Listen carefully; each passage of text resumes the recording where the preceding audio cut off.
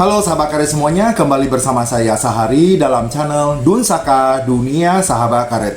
Sebelum saya mulai dengan pembahasan ini, saya mengucapkan terima kasih kepada sahabat karet dan sahabat subscriber yang telah mensubscribe channel Dunia Sahabat Karet, sehingga channel saya ini akan lebih cepat berkembang dan selalu menyajikan video-video yang berkualitas dan bermanfaat buat Bapak Ibu dan sahabat karet semuanya.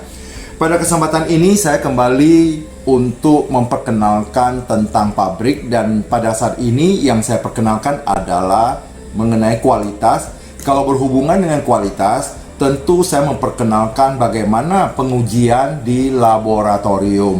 Dan di laboratorium ini nanti yang menjelaskan adalah salah satu staf saya, merupakan kepala bagian dari laboratorium, yaitu Saudara Andre Sutrisno. Yang akan saya perkenalkan sekarang adalah mengenai PO, yaitu Plasticity Original.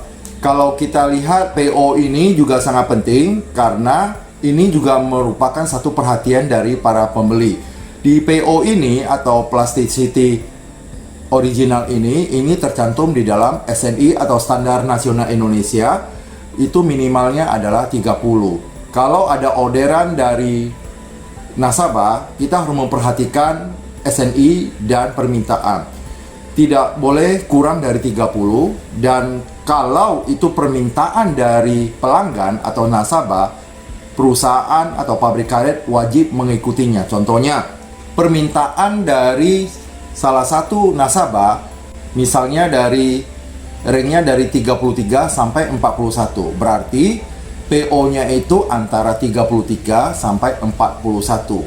Tetapi kita tidak akan memberikan 33 ataupun 41. Kita akan berada di jalan tengahnya, misalnya dari 35 sampai 38. Kenapa? Karena PO ini kalau diletak lama dia akan naik. Kalau misalnya kita berikan adalah 40 atau 41, dalam perjalanan ke negara tujuan PO-nya itu bisa naik 1 atau 2%. Akhirnya lebih dari 41 kita akan kena masalah oleh pelanggan kita. Makanya kita harus bijaksana untuk meletakkan atau memposisikan berapa PO yang akan kita kirim. Yang penting kita tidak melanggar batasan yang telah diberikan oleh pelanggan, misalnya 33 sampai 41. Setiap pelanggan berbeda, ada yang misalnya 34 sampai 37. Jadi kita harus bisa meletakkan berapa PO yang akan kita kirim. Sebenarnya PO ini kebanyakan berhubungan dengan tingkat kekerasan dari karet itu. Misalnya kalau kita sudah terbiasa melihat karet itu atau sir itu dimasak, ketika keluar dari dryer kita lihat saja, kita sudah bisa memperkirakan kira-kira PO-nya ini berapa. Misalnya 34, 35 atau 36. Kita hanya bisa memperkirakan, tapi tidak bisa pasti. Tapi kita tahu bahwa itu kualitasnya bagus dan ini PO-nya pasti tinggi. Ketika sudah dicek di plastic meter, ya, di plastimeter itu kita cek, baru kita tahu secara pastinya berapa. Biasanya kita 3 kali cek dan kita ambil yang tengahnya. Misalnya yang pertama 33, 34, 35. Kita ambilnya atau kita rata-ratakan, ya kita ambilnya yang tengahnya. Berarti ada 34 PO-nya. Jadi ini, mari Bapak Ibu dan sahabat karet semuanya, sebenarnya untuk pengecekan ini bukan hanya PO, ini masih ada, tapi saya akan memperkenalkan setahap demi setahap agar Bapak Ibu dan sahabat karet semuanya dapat memahami apa yang kami sampaikan, dan itu bisa menjadi suatu pelajaran atau pengalaman kita. Mungkin suatu saat kita bekerja di pabrik karet atau apa, kita sudah mengerti tentang bagaimana untuk menguji kualitas tersebut. Di sana juga dalam pengujian itu selain PO itu adalah PA, PRI, ada juga kadar kotoran, kadar abu, VM, dan terakhir itu MUNI. MUNI sekarang sudah dipersyaratkan dalam Standar Nasional Indonesia yang baru. Walaupun itu SNI yang lama itu tidak mempersyaratkan MUNI, tapi ada juga beberapa pelanggan yang mempersyaratkan MUNI. Kita harus mengikuti apa kemauan dari pelanggan itu, maka kita tetap menguji MUNI. Nah, Bapak Ibu dan sahabat karet semuanya, untuk tidak memperpanjang waktu, mari kita bersama-sama mendengarkan penjelasan dari Saudara Andre Sutrisno. Tapi karena labor ini dekat dengan mesin produksi, maka agak ribut. Tapi saya akan mencoba memperjelas dengan tulisan yang akan saya tampilkan di layar. Silakan menonton.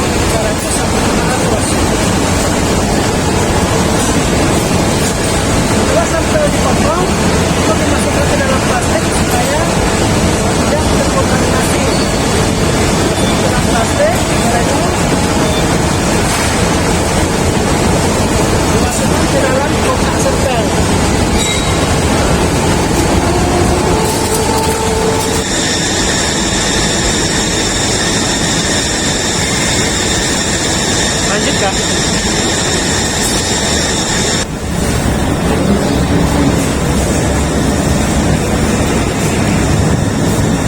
Ini ya.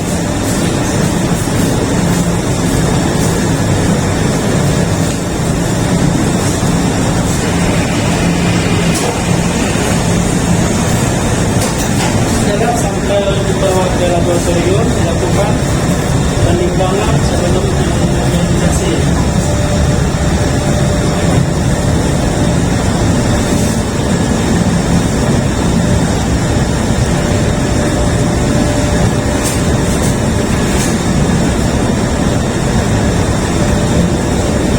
Penimbangan dicatat pada format yang telah ditentukan.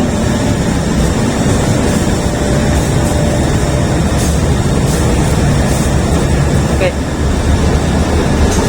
Setelah selesai penimbangan berat sampel, sampel dibawa untuk dimungkinkan menggunakan lab mail atau bimbingan laboratorium.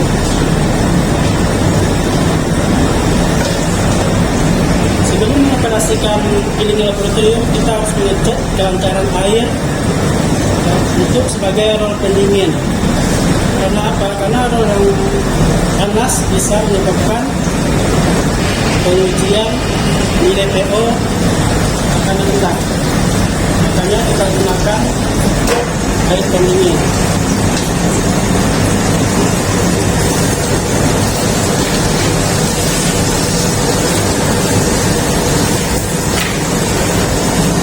Uji digiling sebanyak 6 kali gilingan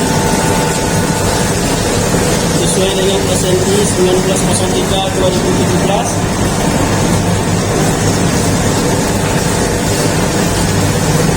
Gilingan pertama sampai gilingan ke-5 itu sampelnya digulung dan salah satu ujung gulungnya itu dimasukkan ke dalam cairan.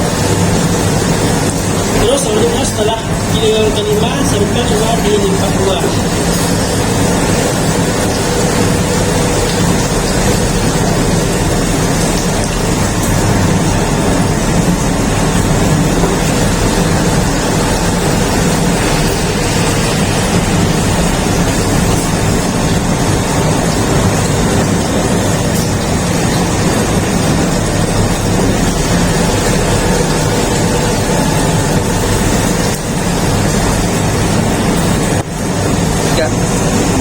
Setelah selesai penggilingan, sampel uji dimasukkan ke dalam desikator selama 30 menit.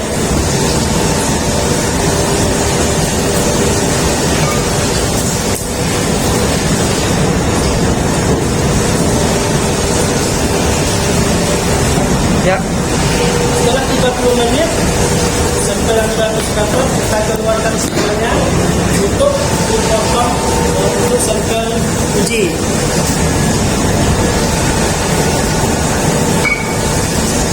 Di laboratorium sendiri kita ada beberapa pengujian ya. Yang pertama itu kadar kotoran, kadar abu, kadar zat menguap, kadar nitrogen, pH, pRI.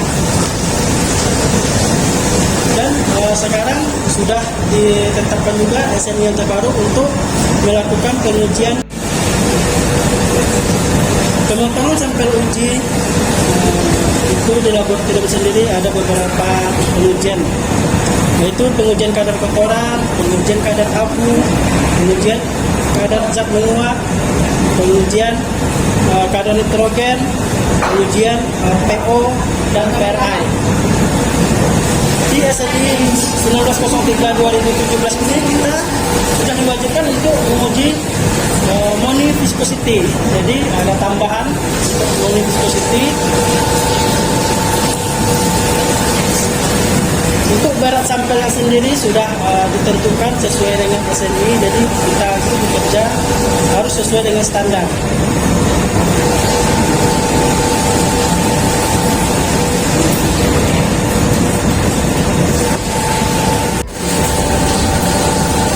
Setelah dipotong, nanti untuk uji pRI-nya diambil sampel. Setelah itu dilakukan penggilingan lagi menggunakan penggilingan lipisan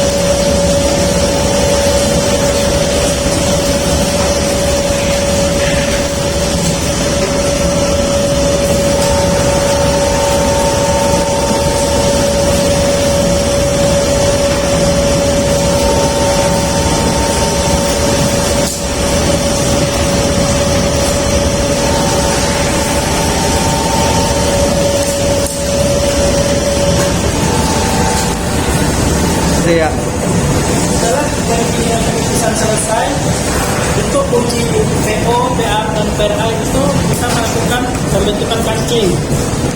Pembentukan kancing ini harus sesuai dengan standar juga.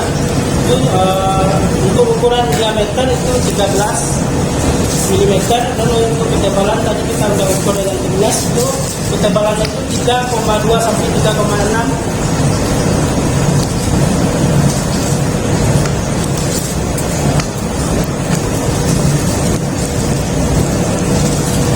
Dalam segi pengancingan itu kita ambil 6 kancing ya. Nah, seperti ini 6 kancing.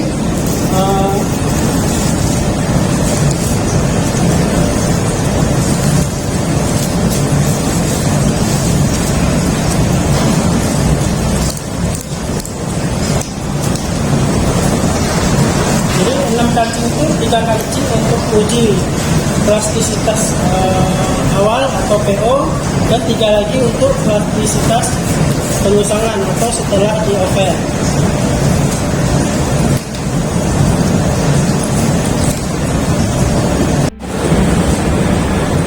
Setelah sampel dibuat kancing semua, itu kita bagi ya, yang 6 tadi kita udah bagi, 3 untuk sampel PO, 3 lagi untuk sampel PA atau P30. Untuk sampel PO langsung kita bawa, kita letakkan ke tempat analisnya.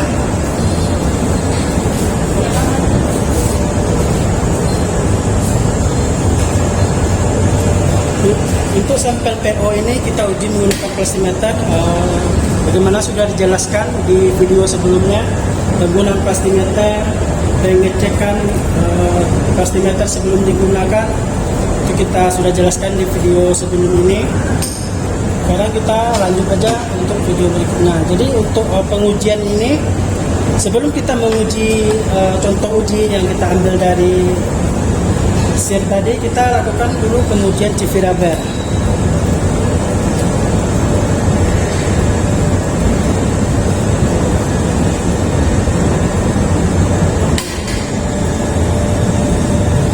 Ini hasil pengujian CV rubber yang telah kita lakukan.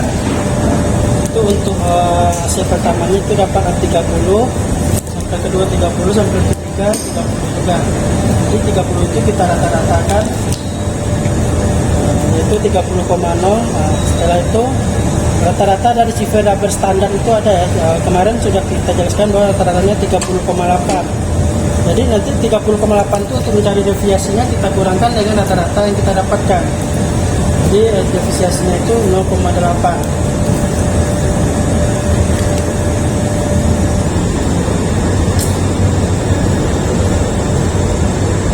Ini kita sedang melakukan pengujian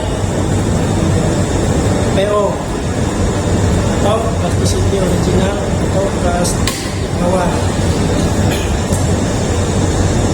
Pengujian PO ini sangat penting. Kenapa sangat penting? Karena semua pembeli atau semua buyer itu dia ada ketentuan masing-masing. Dia ada spek dari buyer masing-masing. Jadi pengujian PO ini alatnya betul-betul harus akurat. Terus pengujiannya harus teliti juga.